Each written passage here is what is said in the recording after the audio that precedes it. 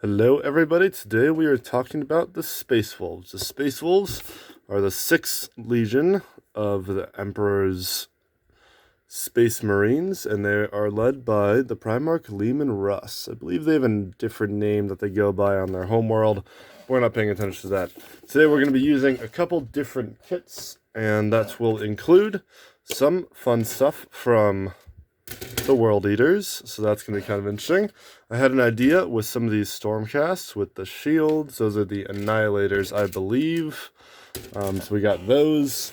We got a couple other Stormcasts that I'm going to talk about, just as far as swords, similar to this one, actually. And then also, just along with what I just mentioned there with that guy, going to talk a little bit about Vindictors as well, but not too much to focus on there. So, without further ado, we're going to get started with our first guy, and then we're just going to go through some of our basic conversions that we can do for the Space Wolves.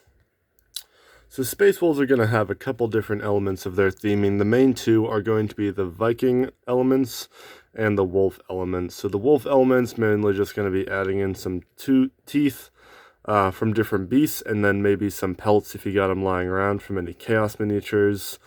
And then for the Viking elements, going to be looking at swords, shields, axes, some of the stuff that Viking use. So let's talk about that real quick. The most common tools that the Vikings would use would be axes, or the most common weapons, I should say, would be axes and spears. The reason for this is that both of them use a relatively small amount of metal and are very dangerous in a fight, more so than a sword in some situations, because spears give you more reach and all that.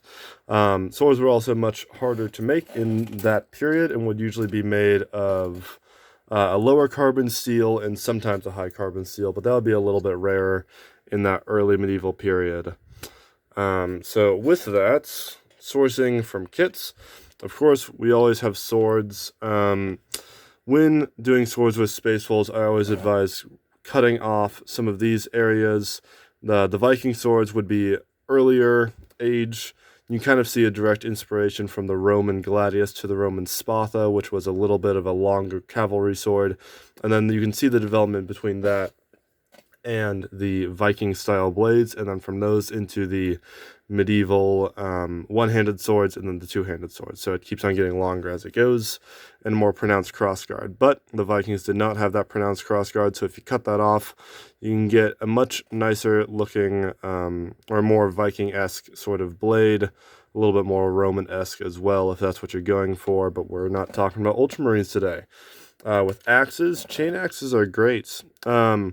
This one is actually from the Khornite Berserkers kits from the World Eaters range.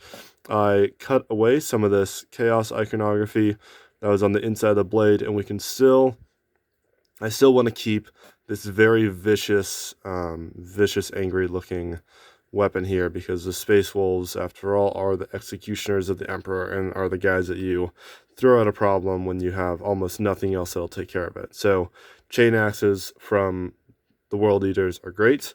As far as the spears go, same Stormcast ones are always good. This is basically one of the only kits that has spears, unfortunately. So the Vindictors are great, super cheap. You can put those arms on there, give them new pauldrons, do what you want to do. Of course, there are different tiers of converting that you can do for any miniatures. Another sword that I ran across was this one. This is also from the Dominion box set, but it's going to be a little bit harder to make it work for the Space Wolves because it's a much longer blade, and most Viking swords were much shorter because that's where the sword technology was at that time and place. But if you did want to use this, I would advise cutting off these crossguard bits and maybe shortening it a bit. On this end, shortening out blades is not too hard. Just make sure you cut it at an angle and then just use your hobby knife and just slowly weather that away until you can get a new edge a little bit further down the blade. Another kit that I ran across and that I was thinking about was this one is for Stormcast Eternals Annihilators.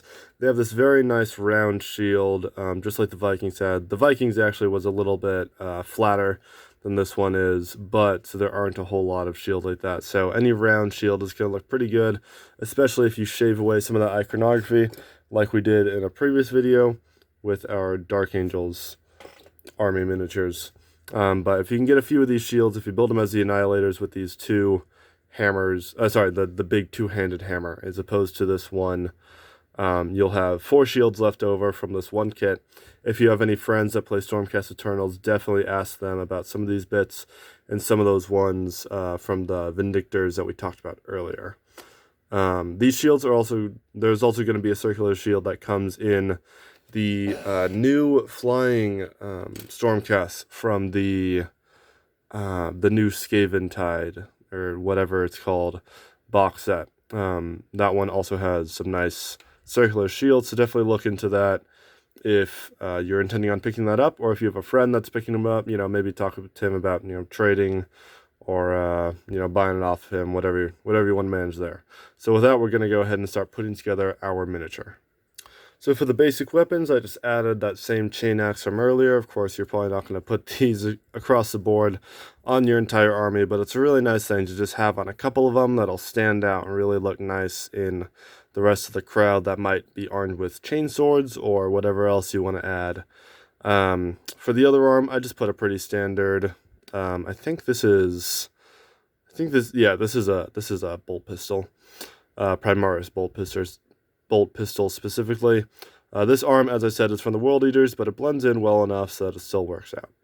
So from there, we're going to go ahead and talk about some of the other little bits that'll look good on Space Wolves. I would definitely recommend adding some knives. You can find these in most Primaris kits. The Assault Intercessors has quite a few of them, so that's pretty notable and nice, but Space Wolves definitely seem to me like they would have some weapon that's strapped to them just about everywhere.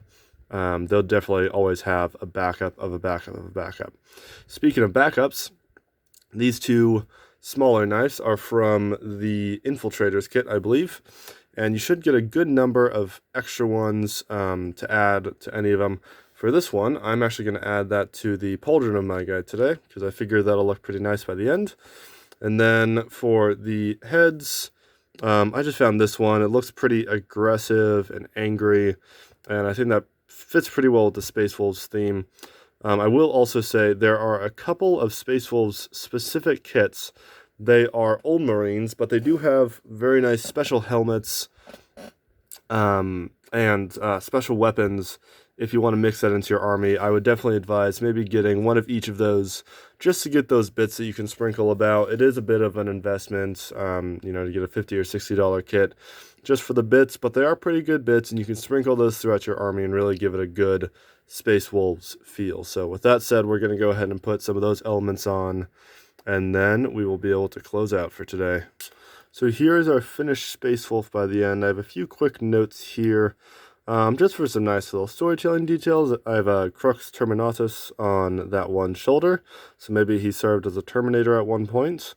Over here, I have some of those knives you could basically, in an emergency, quickly, jerk your hand up and then pull from the pauldron to get a spare knife if, you're in a pinch.